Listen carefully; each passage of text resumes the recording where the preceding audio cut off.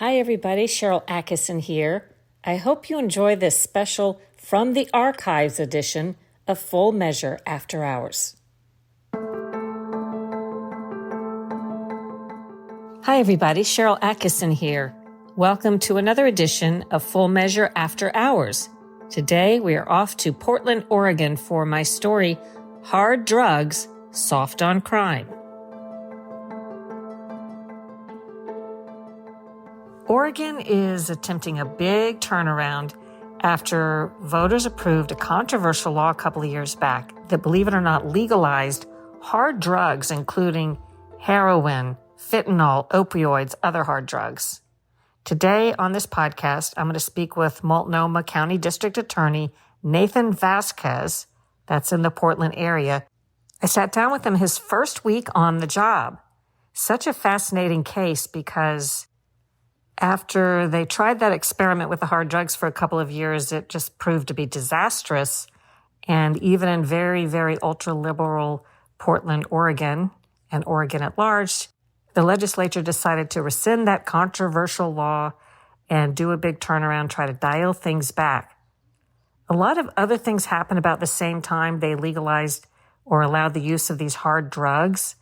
There was also an explosion in homelessness, which in many places, like Oregon, coincided with the fentanyl opening up at the southern border, so much fentanyl coming in and so many drug overdoses, so much mental illness. They also did a big defund the police movement in Oregon during this time period. So all of these things together dovetailed to greatly increase crime and other problems, resulting in voters voting out the supposedly soft on crime George Soros-funded prosecutor that had been there for a couple of years and voting in Nathan Vasquez. And I think you're going to find this conversation with him fascinating.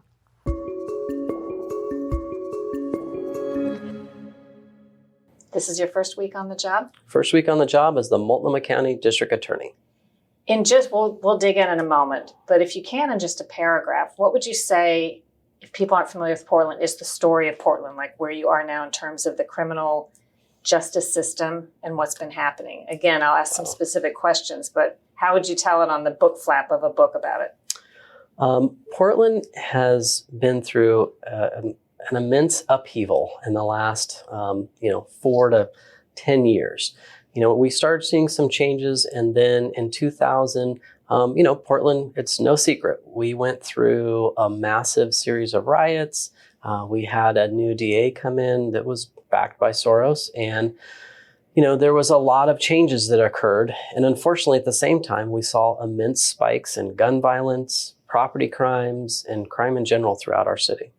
Would you say that this community experienced what some are calling on a national level soft on crime policies? What I would say is that those policies certainly didn't help. There were a lot of factors that led to why we saw these rises in crime.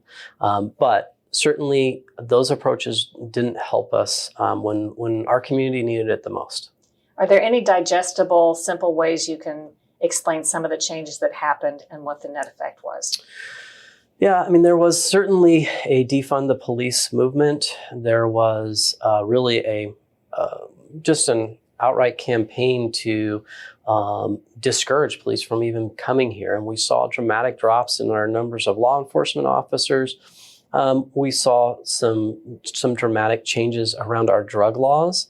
And those things combined with some others really affected kind of the day in, day out work in the criminal justice system. I remember hearing as an outsider that here they had passed a law that legalized possession of heroin, all kinds of hard drugs, which I think is in violation of federal law, but it was tolerated here. What was the thinking behind that, and what was the net effect? Well, it's hard for me to give the thinking in the sense that, because I so disagreed with it even at the time that it was proposed, but this was brought from kind of an outside think tank group from the East Coast.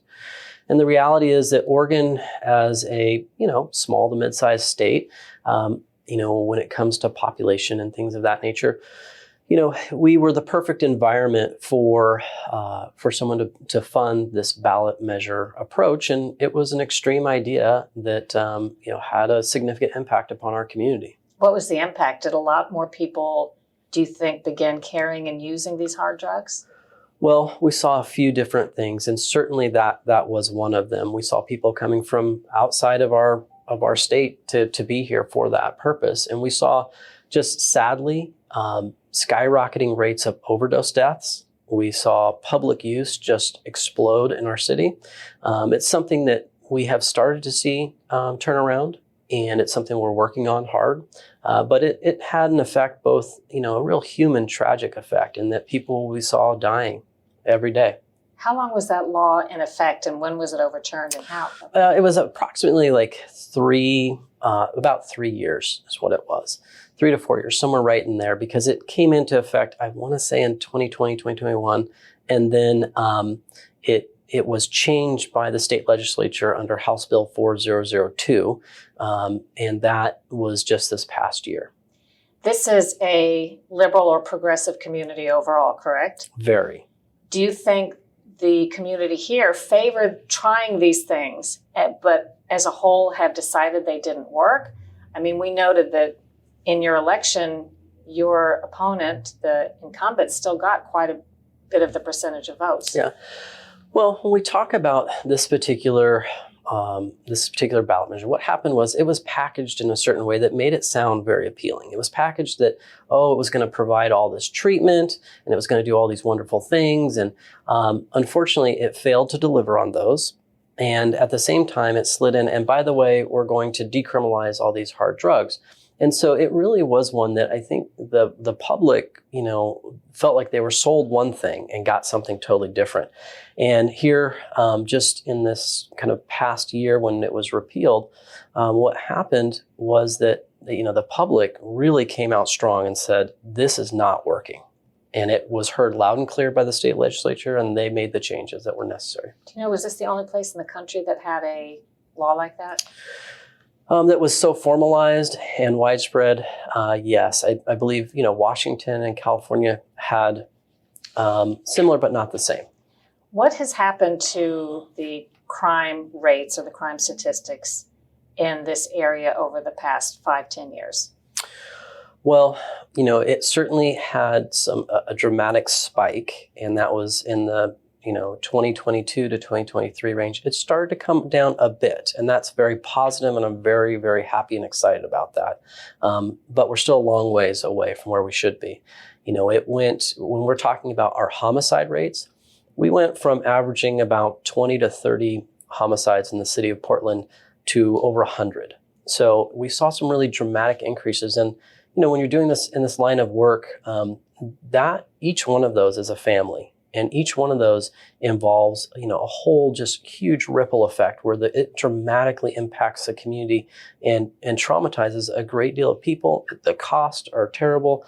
It just is all around just a dramatic effect. But that wasn't the only area. We saw dramatic increases in property crimes. We saw stolen motor vehicles, just skyrocket. And that means that the everyday person who needs to get to work or take their kid to school, and their car is gone, it has huge impact on this community. And that really was something that, propelled me forward to seek office and to seek some changes. To what do you attribute those rises in crime? Well, did COVID play a part? Sure, it did. I also saw that the city went through a really dramatic time during 2020 with the George Floyd protest and riots. And unfortunately, out of that, we lost a lot of police officers. Our law enforcement, here in the county saw dramatic drops in their numbers. And that, makes it difficult to really get on top of some of these issues. And so, that message also was one where, the partnership within our judicial system, our criminal justice system was broken. It was the message received from law enforcement loud and clear was that the DA's office didn't value them and didn't want to be their partner.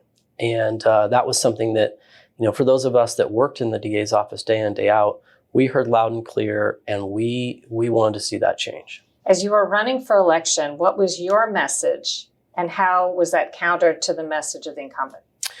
My message was very straightforward and clear, which was that it's okay to hold people accountable. If they break the law, they should be held accountable. And we can do that in a compassionate manner, but that doesn't mean we don't hold people accountable. And, through it all, it was that we need a functioning system. We need to have a partnership with law enforcement, and it's okay to be a prosecutor. And that was the message that I put out, and made sure that people knew that they had a dedicated professional with over 2 decades of experience who wanted to do this job and do it for the right reasons. As you've experienced the ebb and flow of opinions and what people think is the answer to the problems here, the same debate is taking place in communities across the country. It does. What kinds of things have you observed about, again, the ebb and flow of what's happening in other big cities? I think as criminal justice evolves, what we're seeing is that, there were some big swings in 2020 and through those years, but we're starting to see people come back to that, what's hopefully a good kind of middle position, which is, hey, we want to see accountability, but we can still find ways to help individuals that are, find themselves in the criminal justice system. We can do things to get them into treatment. We can do things to help, stabilize their life so that they don't commit more crimes. I think particularly in this community, that is the mandate that is very clear. They want to see people get out of the system. Go ahead. Sorry. And just, across, the United States, we've seen that certainly down in Los Angeles, they've made a big change. In California, they passed Proposition 36. There's been a move, I really believe, throughout the country to say, hey, we want reasonable solutions. We want to make sure that there's accountability, but done very thoughtfully. As you worked in recent years under this changing time, what would you say was the philosophy that was dictating how things were done? When we talk about in the past 4 years, the philosophy was very heavy onto social justice movement, and there are a lot of positive, wonderful aspects of that. But at the same time, the message still needs to be very clear that this system here works and that people will be held accountable. When it comes to money and funding, is it more expensive to handle the problems that arise when you're not prosecuting some crimes? Or do you think it's more expensive to try to prosecute the crimes that were being kind of let go? Well, there's always a lot of different, studies out there on that. It is vastly more expensive when you let crime get out of control, and then you have to try to pay for all of the ramifications of that. I've seen some studies here recently done locally about, when we talk about these murders, and I mentioned that we saw, over 100 murders in a single year in Portland, and each one of those can cost millions of dollars. And, if we do work to both, I think there's a very valid role of prevention and working inside of our communities and working with our community-based organizations to prevent those crimes. But also is having a professionally run office that deals with some of the smaller crimes as they build up to some of those bigger ones, that we can also play a really important role in heading that off and, not having to suffer those kind of really massive costs that come with these very, tragic crimes. Is it fair to say that at a community level, trying out things such as legalizing possession of hard drugs like heroin, that was just a failure? I've been very clear in saying that was a failure for this community.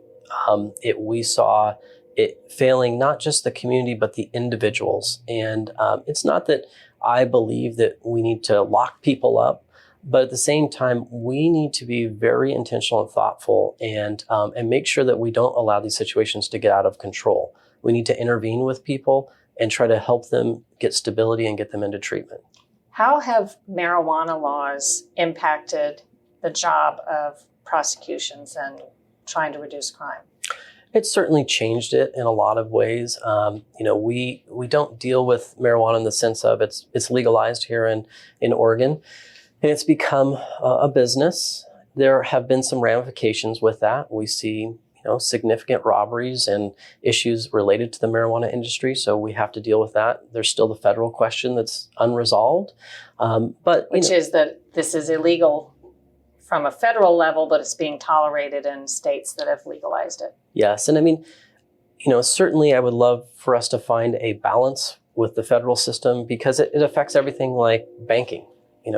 These are in Oregon, these are legal businesses that are doing a lot of transactions, but that means they deal with a lot of cash. And that means that they can be very vulnerable to robberies and thefts and things that we've seen quite a few homicides associated with that. And, for what I've seen is that as this has developed through time, these businesses are trying to become, very professional and credible and do the right things, but it can be difficult when there are certain barriers and limitations to how they operate.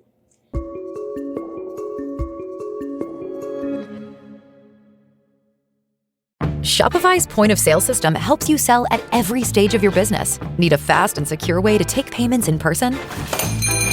We've got you covered. How about card readers you can rely on anywhere you sell? Thanks. Have a good one. Yep, that too. Want one place to manage all your online and in-person sales? That's kind of our thing. Wherever you sell, businesses that grow with Shopify. Sign up for your $1 a month trial at shopify.com/listen. Shopify.com/listen.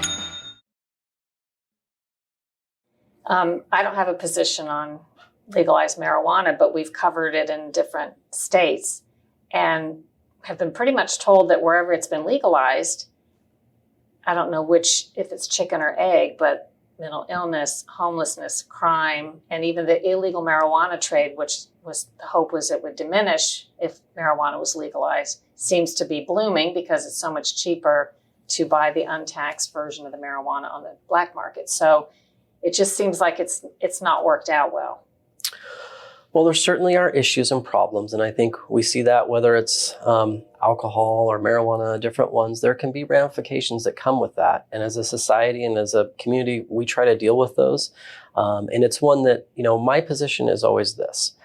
As a prosecutor, my job is to prosecute the laws that are on the books. And I don't make the laws, but I make sure that I do my job in my role. And this is one where in the state of Oregon, they've said loud and clear that marijuana is going to be illegal. So that I go forward with that understanding. Do you have a sense that on a national level, the proverbial pendulum has swung from more of a softer on crime mentality to more of a tougher on crime mentality? I think it certainly has come back to the middle. And that's, so it has swung, I think, away from the, if I don't personally like those terms, but it has from the, what I'll call ultra progressive side, it's swung, I think, back towards the middle, which I try to find myself in kind of most squarely is, to do things in a way which I am holding folks accountable, but doing it in a very reasonable, compassionate way. And then can you explain, you touched upon it, but sorry, how Oregon is a good test market or market for ideas to try out things that are controversial? Can you explain that? Well, it's our ballot measure system or process. It's just that for this market, the investment compared to like California or New York or, even Washington, our state, we only need to get a certain number of signatures to get, a measure on the ballot. And then once that happens, it is a question of, well, what's the cost to then put together a campaign to support that? And so we've seen that as something it's occurred in our state quite a few times. And it certainly was the case with ballot measure 110 with the legalization of a lot of those hard drugs. Any other measures that come to mind that happened with? There was one here just this past cycle that was a tax on large corporations that was then going to turn around and give everyone, I think it was like $1,300 to $1,500 per year, something like universal income or something. Something of that nature. Yes, that one was proposed this last time, and it was put on the ballot, and it did not succeed. So in some cases, outsiders come into Oregon and get these ballot measures passed to have it lead the way, maybe in some agenda. Ballot measure 110, the legalization of hard drugs, that was the prime example. What was that group from the East Coast you said? Oh, back in when they when they did the ballot measure, it had a slightly different name, but it was a Drug Policy Alliance was the big ones that, at least at the end, how they were named. When you look at the next 4 years, what would you consider a measure of success for you? Well, definitely seeing our homicide rates come down, seeing public use of these hard drugs, see that change, and to see a dramatic drop in our overdose deaths. Those are all things that, are very real examples of, what I would like to see. As a whole, I want this community to feel safe. I want, families to feel like they can use the parks. I want businesses to thrive in our downtown and people to feel safe coming back downtown. And then lastly, is there anything that people who don't live here would be very surprised to find out about the criminal justice system and how it's operated in recent years? Anything that surprised you when it was happening, when you were working as a prosecutor? There were some surprises that I think really helped spur me to this role, which is that, some of the changes, there was one around, there's the Commutations ones. That was a big controversial one that came up in 2023 when our governor left office and commuted the sentences of a lot of very violent criminals. But also the district attorneys in each county were granted the authority to also do their own form. I'm going to call it roughly commutations, but we are allowed to enter into agreements to take someone that may be either in prison or has already served a sentence, but essentially to wipe out their sentence and get rid of it completely. That means it can include taking people who are currently serving a term in prison and setting it up so that they get out. And that was something that played out right at the end of my predecessor's term on a very violent, very just terrible crime. It was a murder and kind of home invasion burglary of 3 different families, one of which there was a sexual assault. I was very shocked that was even a possibility, and so it's something that while I see some value certainly in individuals that have served their sentence, maybe on a smaller crime like an old drug charge or something, and now they want to be productive members of the community, absolutely, let's do that. But when we're talking about violent criminals, and particularly those involved in sexual assault, that's pretty shocking to me that that's something that we can do. What was the justification given for that? Twofold, I suppose. One is that it was believed that it was an excessive sentence, which certainly didn't shock my conscience, the sentence. And the other one was, I guess, simply to release this individual.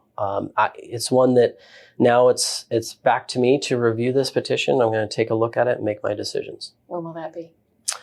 I think there was a hearing scheduled in February, but ultimately I'll have to look at it and decide whether I want to go down that road or not. And there were 4 specific ones that got set over.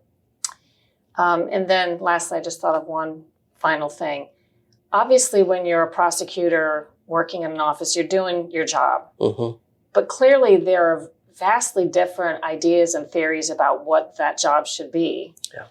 Was there a lot of discussion about that among people working these cases in the last 4 years? Were there a lot of people who disagreed internally with how things were being done? Or do people mostly clearly you disagreed, but do most attorneys keep their nose to the grindstone and just not think about it? What would you say? Well, I would say that day in, day out, the folks that work in this office work extremely hard, and they are very nose to the grindstone. And sometimes it's very hard to come up for air and say, wait a minute, do I agree or disagree with what's going on? But I will say, in this office, the folks looked outside. It was when you walked out the courthouse doors, we saw the changes in this city, and it was terrible. And I know that I was not alone in feeling that way, because the Union of District Attorneys supported me in this election, because they saw that too. They saw that this community needed more. They needed a better approach, and that's what I'm here to give. Anything else you want to add? No, I mean, one of my big, I would say, the other part that drove me was that while I believe the social justice movement is very important, the last thing I ever want to see is that victims are left out of that conversation. And that was something that I was very concerned about. And as a prosecutor doing this for over 20 years, serving families and victims of crime, that's something that can never be lost sight of. And it is always a huge priority for me and for this office. Do you partner and meet with the mayor? Is that part? I mean, I know this is your first week on the job, but is that part of the thing to have discussions? And if so, what are you talking about? Yeah. Well, I do meet with the mayor. In fact, we talked throughout the campaign time period. I met with him before each of us took office. And so it's something that I do regularly meet with him on. And, we spent a lot of time talking about this subject. It's a huge issue with our community. And he's put out some very, very aspirational goals. And I'm fully supportive of that because I certainly want to see individuals who are, in such a state, living on the streets. I want to see them get into some stabilized shelter and, into housing. I want that. And so, of course, I want to help support that. But these are some very lofty goals he's put out. And I am hopeful and I want it as much as anyone else. I just hope that he'll find the support along the way to get there. Like, what are his goals? As he said, he wants to reduce, get rid of it completely, visibly, or? I believe that was part of it. It was also that there would be enough shelter space for everyone who's currently unhoused, that that he would essentially within a year turn this all around. I mean, they were pretty lofty goals. And, I'm a little bit of two minds. One is I appreciate someone that puts out a big proposal and goal and says, I'm going to shoot for this. And hey, if we come up just a little bit short, we've made a ton of progress. I greatly appreciate that. I really do. And that's why I'm very supportive of his efforts. But there's a pragmatist in me. And I tend to be very pragmatic. And so I want to make sure that, are we doing all the necessary little individual things and working with, there's a whole host of individuals, whether it's community-based organizations, the county, the city, all of these, to make sure that everyone can hopefully work together to get us to that goal. How does the homeless crisis impact crime, what you're trying to do? Yeah. So it's an area that I think, like many West Coast cities, we've seen a dramatic explosion in our houseless population. And we've also seen a dramatic, increase in homicides and violent crime inside that community. Oftentimes, they are our most vulnerable victims, and so it has a huge impact on what we do. And that's, at the end of the day, why I'm a huge, supporter, and I'm going to be doing everything I can to help the mayor in this area, because if we can make improvements there, then hopefully that will impact overall crime and help individuals and have less victims and less crime. I'm not sure it's often said. Clearly, there are a lot of poor people and mentally ill and victims and substance abusers among the homeless population, but there are also bad people who come and hide among the homeless. There are criminals and really bad types that are there too. I've prosecuted those cases, and what I've found is that these folks that are living on the streets, they're vulnerable. And so, unfortunately, there are people that will go and take advantage of them and commit a whole host of terrible crimes. And it's something that, I've been very diligent with and very vigilant to make sure that my office is really doing everything we can to help that part of our community. So do you consider yourself a Democrat, Republican, Independent? Yeah, I know it's a nonpartisan race, but are you public about any? Yeah, no, it's here's how it works in Oregon and in Multnomah County. Let me ask it as a question since he asked it. Mm-hmm. Are you a Democrat or Republican or something else? Something else. So I consider myself independent. It's a nonpartisan position. And for me, I've really kind of built my career on not picking a side, but really staying with what's the law and how do I prosecute it. And how that plays out very directly is that here in Portland, as we know, politics comes in, and we've had some dramatic riots and protests. And I've prosecuted equally both sides. I've prosecuted Antifa, and I prosecuted the Proud Boys when, on the far other side. So I try to be very balanced in my approach. And the only question for me is someone breaking the law? That's the key.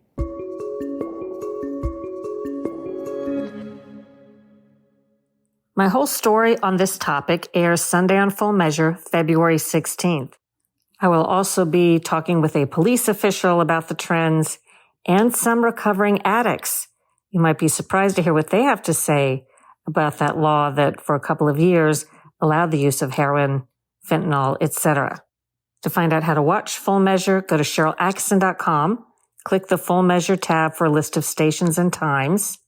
Also, if it's easier for you, we feed the program live on Sundays online at fullmeasure.news around 9:35 a.m. Eastern Time, and then it's posted thereafter. So if you're listening to this after February 16th, you can just go to fullmeasure.news and watch the program there. I hope you enjoyed this podcast and that if you did, you'll leave a terrific review, subscribe to it and share it with your friends, and check out my other podcast, the Sharyl Attkisson Podcast. And don't forget, if you've been thinking about it but haven't decided whether you should buy my most recent bestseller, now's the time to do it. It's called Follow the Science, How Big Pharma Misleads, Obscures, and Prevails.